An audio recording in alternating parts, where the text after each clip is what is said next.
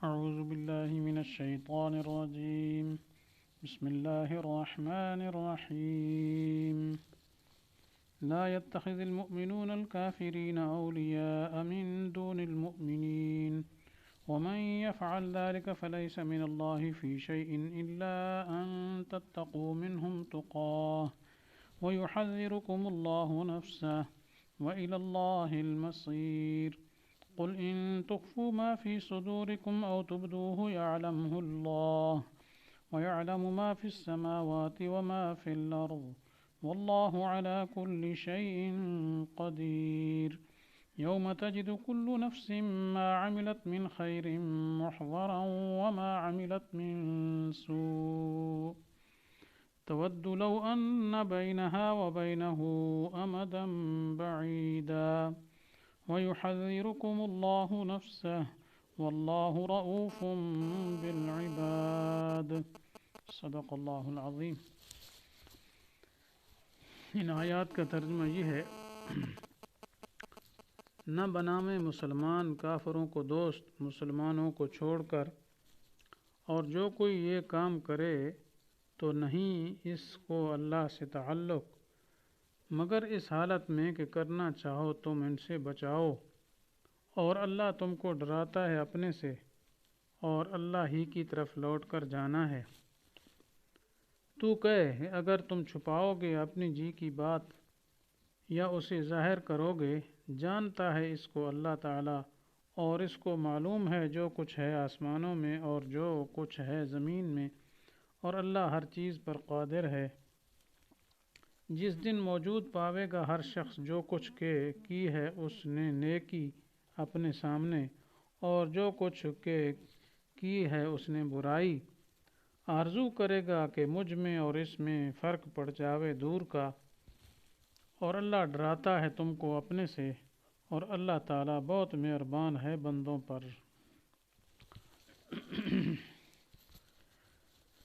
لا يتخذ المؤمنون الکافرین، اس آیت میں اللہ تعالیٰ نے کافروں کے ساتھ قطع تعلق کا حکم دیا ہے کہ جو کافر، خصوصاً نجران کے وفد جو آیا تھا نصارہ کا، وہ کہ باوجود دلائل حق کا سننے کے اور حق کو جاننے کے پھر بھی حق کو کیا وہ نہیں مانتے، اور اس طرح یہود بھی ہیں، وہ بھی حق تورات کے اندر واضح ہو چکا، قرآن آ چکا، تو پھر وہ جانتے ہیں کہ یہ وہی حق ہے جو ہماری تورات میں آیا تھا اور جس کی تصدیق کیا ہے اس میں موجود ہے، تو اس کے باوجود نہیں مان رہے، تو فرمایا پھر ایسے کافروں کے ساتھ قطع تعلق کیجیے، ان کے ساتھ کسی قسم کے تعلق کی کوئی ضرورت نہیں ہے۔ اس لیے فرمایا نہ بنائے مسلمان کافروں کو دلی دوست جی مومنوں کو چھوڑ کر۔ اب کافروں کے ساتھ تعلقات جو ہے اس کے متعلق اسلام میں کیا حکم ہے، اس آیت سے بظاہر جی معلوم ہو رہا ہے، ٹھیک ہے، لیکن کچھ آیات ایسی بھی آئی ہیں جس میں یہ آ رہا ہے کہ اللہ تعالیٰ اس سے نہیں روکتے ان تبروہم وتقسطوا الیہم، کہ تم ان کے ساتھ احسان کرو، ان کے ساتھ عدل کرو، جی تو اس سے تو گنجائش معلوم ہوتی ہے۔ تو اس وجہ سے بظاہر آیات میں کسی آدمی کو تعارض محسوس ہو سکتا ہے، تو اس کا حل کیا ہے؟ اس کی حقیقت یہ ہے کہ انسان کے جو تعلقات ہوتے ہیں وہ کئی قسموں کے ہوتے ہیں۔ تعلقات کی 4 قسمیں ہیں۔ پہلی قسم ہے موالات، جس کو کہتے ہیں دلی محبت، قلبی لگاؤ، جی تو دلی محبت تو کسی کافر کے ساتھ جائز نہیں ہے، اور اس آیت میں اسی سے روکا جا رہا ہے، لا يتخذ المؤمنون الکافرین اولیاء من دون المؤمنین۔ اور بھی بہت سی جگہوں میں قرآن پاک میں اس سے روکا گیا ہے کہ مسلمانوں کو کفار کے ساتھ دلی محبت اور دلی لگاؤ ہرگز نہیں ہونا چاہیے۔ اس کی وجہ یہ ہے کہ جو کافر ہے وہ اللہ کا دشمن ہے، کیونکہ وہ اللہ تعالیٰ کا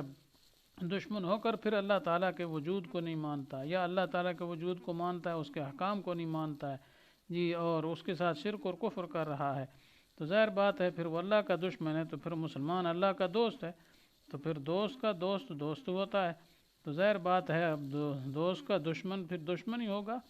چونکہ کافر اللہ کا دشمن ہے، اس بنا پر کیا ہے مسلمان کو دلی محبت اور دلی دوستی سے کیا ہے کفار کے ساتھ لگانا، اس سے منع کیا جا رہا ہے۔ دوسری قسم ہے تعلق کی اس کو کہتے ہیں مواسات، جس کو ہمدردی کہا جاتا ہے، خیر خواہی کہا جاتا ہے۔ تو یہ تو اس کی اجازت ہے کہ کسی کے ساتھ ہمدردی کی جائے، خیر خواہی کی جائے، جی کوئی کافر ہو اس میں کوئی حرج نہیں ہے۔ ہاں اگر وہ اہل حرب ہیں کہ وہ جنگ کر رہے ہیں مسلمانوں کے ساتھ، تو پھر تو ان کے ساتھ ہمدردی کی بھی گنجائش نہیں ہے، تو اس کی گنجائش ہے، ہمدردی کر سکتے ہیں، ان کو نفع رسانی ہو سکتی ہے، بجز ان کافروں کے جو ہمارے سامنے جنگ میں کیا ہے لگے ہوئے ہیں، ہم سے لڑ رہے ہیں، ان کے ساتھ ہم خیر خواہی بھی نہیں کر سکتے، ان کے ساتھ ہمدردی بھی نہیں کر سکتے۔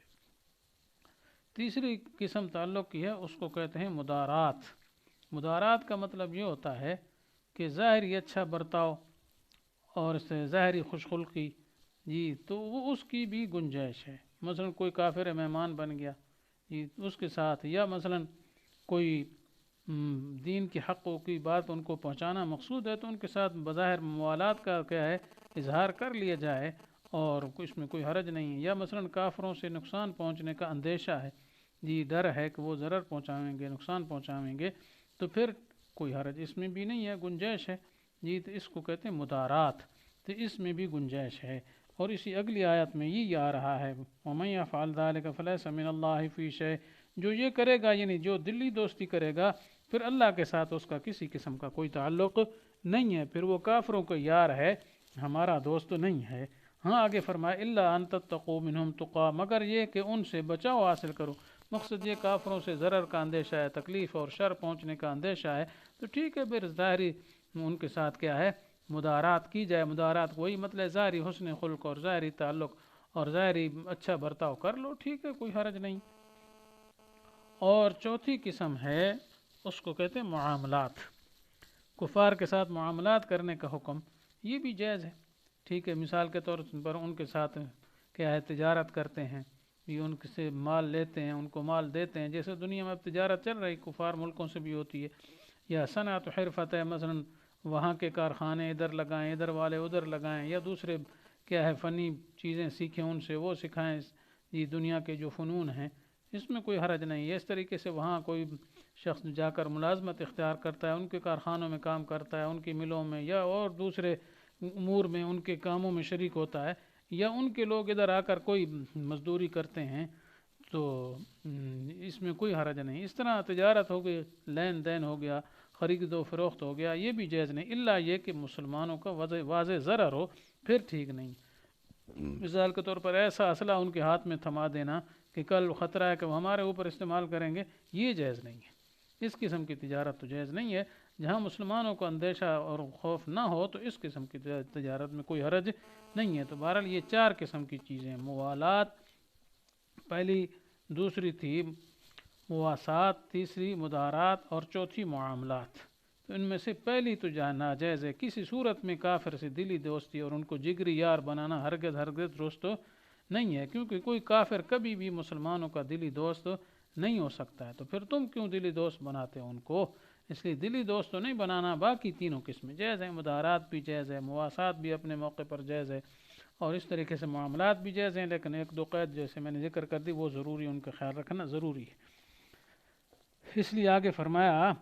وَيُحَذِّرُكُمُ اللَّهُ نَفْسَهُ، اللہ تعالیٰ تمہیں اپنے سے ڈراتا ہے اور اللہ کی طرف جانا ہے۔ یہ تخویف ہے، اخروی بھی ہو سکتی ہے، دنیاوی بھی ہو سکتی ہے۔ آگے فرمایا قُلْ إِن تُخْفُوا مَا فِي صُدُورِكُمْ أَوْ تُبْدُوهُ يَعْلَمْهُ اللَّهُ، کہ جو تم اپنے دلوں میں چھپائے ہو یا اس کو ظاہر کر رہے ہو تو اس کو اللہ تعالیٰ جانتا ہے۔ مقصد یہ کسی کے دل میں کفار کی یاری ہے، دوستی ہے، دلی دوستی ہے، تو اللہ تعالیٰ کو تو اچھی طرح معلوم ہے۔ تو بہرحال تمہارے کوئی ظاہری اعمال ہیں یا باطنی اعمال ہیں تو اللہ تعالیٰ کو اس کا خوب علم ہے، جی کیوں کہ اللہ تعالیٰ تو یعلم ما فی السماوات و ما فی الارض، اس کو صرف تمہارے ظاہر باطن کیا، اللہ تعالیٰ تو کائنات کے پوری چیزوں کا علم رکھتے ہیں، آسمان کی چیزیں ہوں، زمین کی چیزیں ہوں، وہ جو سب جانتے ہیں، تو پھر تمہارے دل کے کیوں نہیں جانیں گے؟ تو مطلب یہ جب وہ جانتے ہیں تو پھر تمہیں پکڑ بھی سکتے ہیں، دنیا میں بھی عذاب آ سکتا ہے، جی اور آخرت میں تو ہوگا ہی ہوگا۔ اس لیے فرمایا واللہ علی کل شیء قدیر، تو اللہ تعالیٰ ہر چیز پر قدرت والا ہے، اگر چاہیں تو وہ تمہیں پکڑ لیں اور دنیا میں عذاب دے دیں۔ آگے تخویف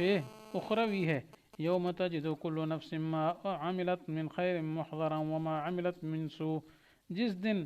ہر شخص جو ہے اس کے جو نیک اعمال ہیں وہ بھی اس کے سامنے ہوں گے اور برے اعمال بھی اس کے سامنے ہوں گے۔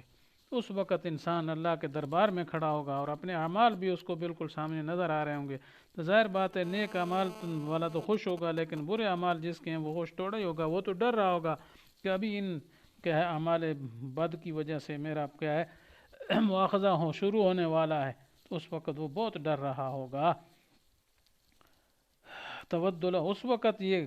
تمنا کرے گا، ہائے کاش میرے ان اعمال اور میرے درمیان بہت دوری ہوتی، یعنی میری نظر ہی نہ آتے، میرے برے اعمال میرے سامنے ہی نہ ہوتے،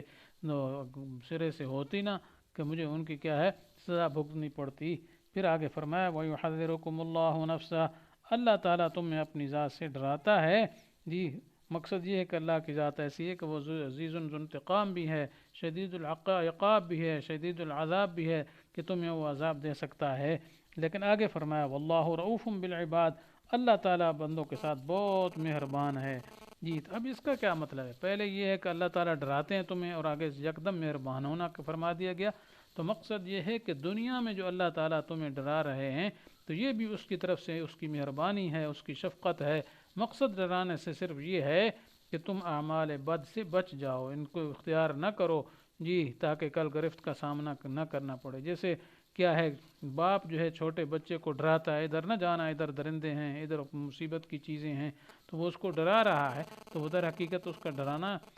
یہ وہ بھی شفقت ہے۔ تو اسی طرح اللہ تعالیٰ دنیا میں جب ہمیں